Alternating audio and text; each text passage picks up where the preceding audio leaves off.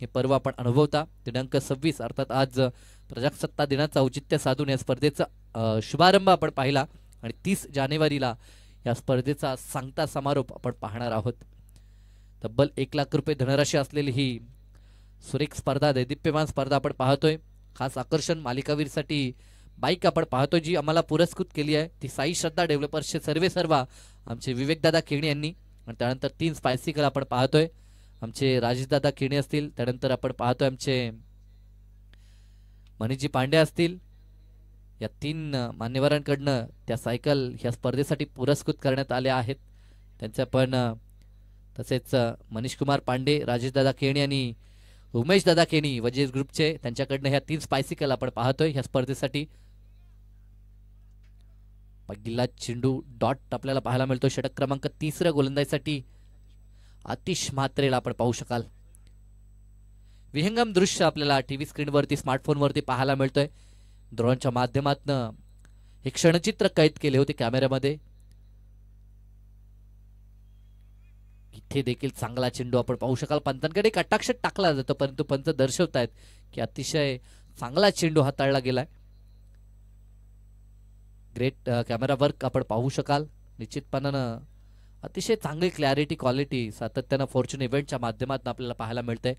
आतापर्यंत ह्या सत्रामध्ये जास्त धावा वेगानं येत नाहीयेत. इथे मात्र शॉर्ट पिच चेंडू फुल करण्याचा प्रयत्न. चेंडू हवेमध्ये आहे. क्षेत्ररक्षक बॉल खाली, चुकी होणार नाही. या जी काही आशा अपेक्षा आता धनंजय वरती होती ती देखील आता नाहीशी झाली आहे कारण की तो देखील मैदान सोडतोय. धक्का लागलाय तो तब्बल 5वा. निम्मा संघ गारत. टॉप ऑर्डर पूर्णतः ढासळले ते टीम पारगावची, टीम उसाटण्याची माफ करा.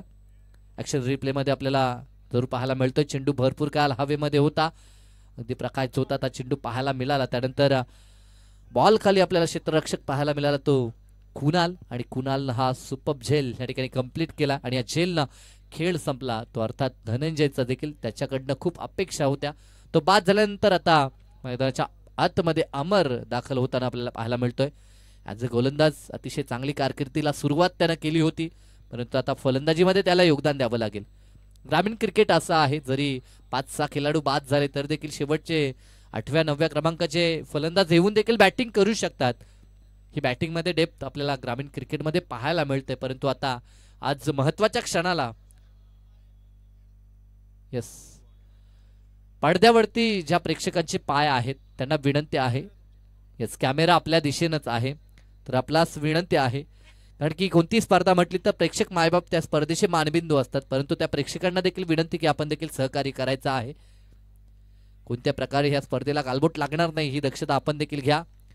जे प्रेक्षक अगदी आमच्या कॉम्बॉक्सच्या समोर आहेत स्क्वेअर लेग पंथाच्या मागे जर पडद्यावरती आपला पाय असेल तर आपण मागे घ्यायचा अन्यथा आमचे आयोजन करता येतील आणि आपल्यावरती कडक कारवाई करण्यात येईल. ग्रीन पडदा आपण पाहतोय सीमारेषेच्या बाहेर.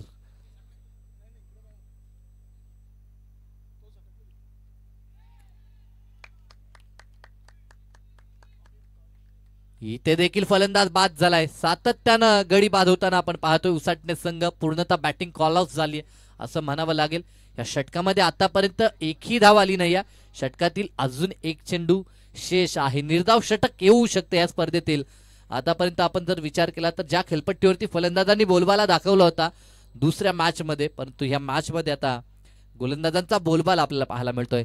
या षटकामध्ये अप्रतिम गोलंदाजी आतापर्यंत 2 विकेट आपल्या नावावरती कोरल्यात त्या आतिश म्हात्रेनं आणि शेवटचा बॉल त्याच्याकडनं गोल्डन जुगली षटक आपल्याला पाहायला मिळतं त्याच्याकडनं.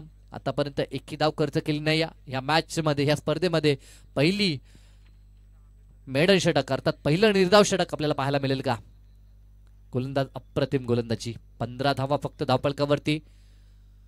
अंतिम बॉल देखील आलाय डॉट आणि या स्पर्धेतील पहिलं निर्धाव षटक. एकदा जोरदार टाळ्या गोलंदाज आतिश म्हात्रेसाठी. सुपर्ब गोलंदाजी, अप्रतिम ट्रिमेंडस गोलंदाजी आपल्याला पाहायला मिळाली.